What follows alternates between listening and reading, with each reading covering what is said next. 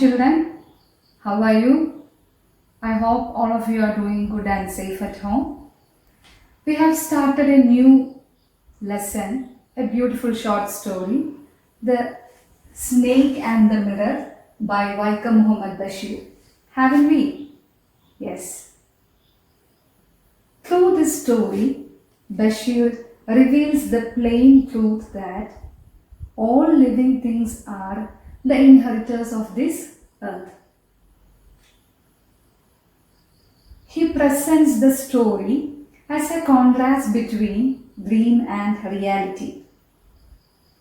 And this reality has been depicted in a very humorous way. Let's come to the lesson. So, who was the narrator of our story? The homeopath, the homeo doctor. And when the story begins, we saw that the topic came up for their discussion between the doctor and his friends were about a cobra, a full-blooded cobra, isn't it? What are the other details about the doctor we got from the third paragraph?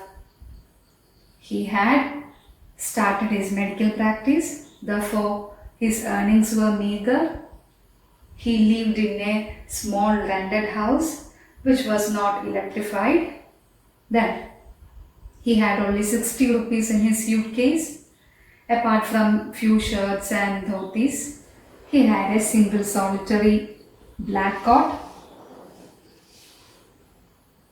His room was full of rats. One could say that he and rats shared the room.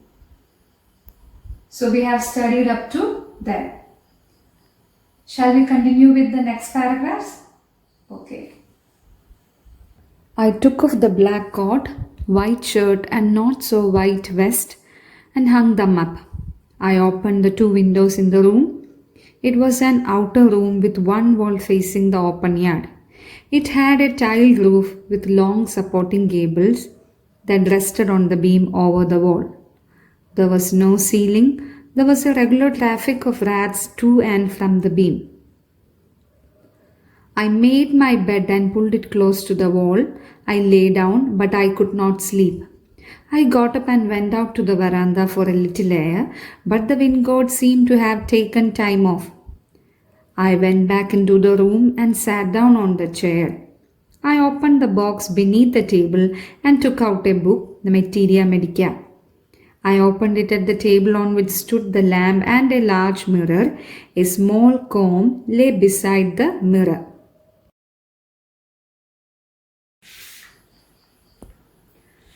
Let us go through with the new words. Took off. Took off means remove. Gable, the triangular upper part of a wall. This. Beneath, below. Let me explain. What did the doctor do when he entered the room? When he entered the room, he removed his black coat, white shirt, and not so white vest. Vest means men's innerwear. Banyan. He removed his dirty banyan too.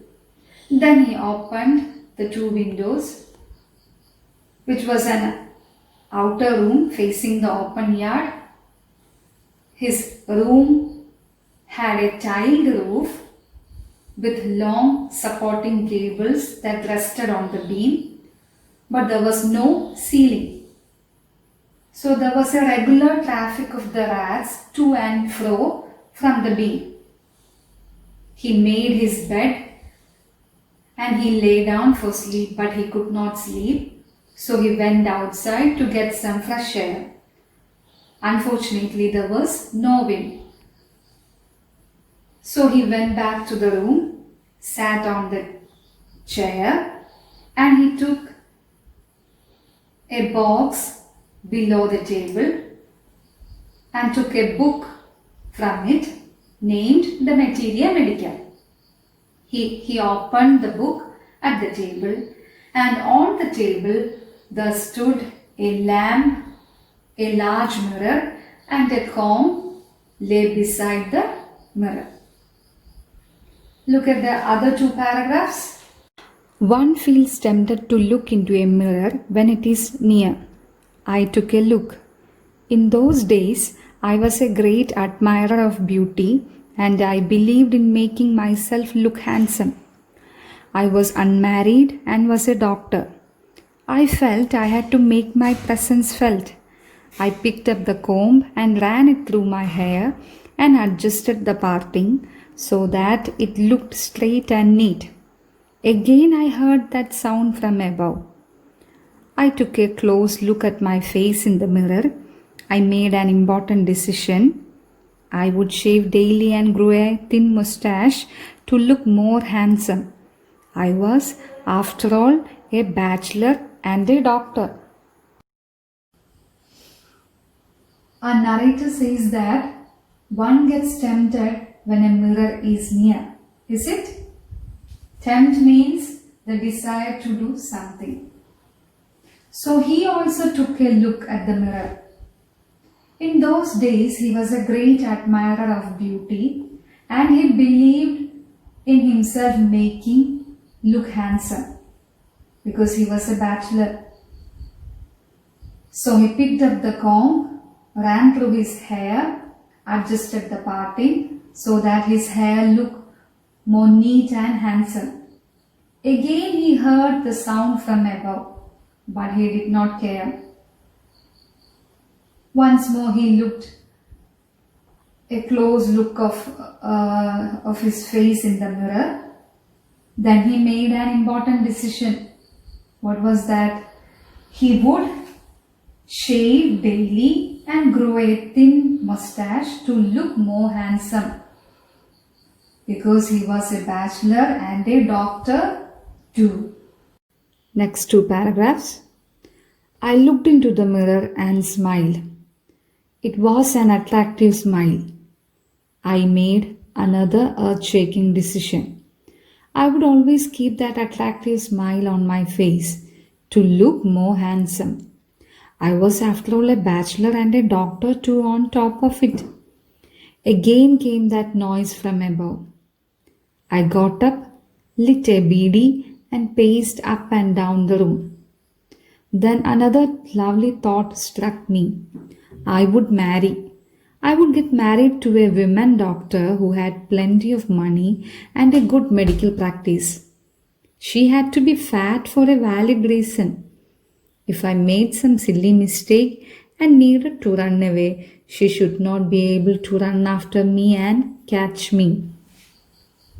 Again he looked into the mirror and smiled. It was an attractive smile.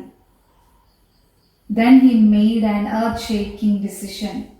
Earth-shaking means very important decision. He would always keep that attractive smile on his face to look more handsome. He was, after all, a bachelor and a doctor too on the top of it. Again came that noise from above. He got up from the chair, lit a beedi, paced up and down the room. Pace means walk. Then a lovely thought struck to his mind. He would marry. He would marry to a woman doctor who had plenty of money and had a good medical practice.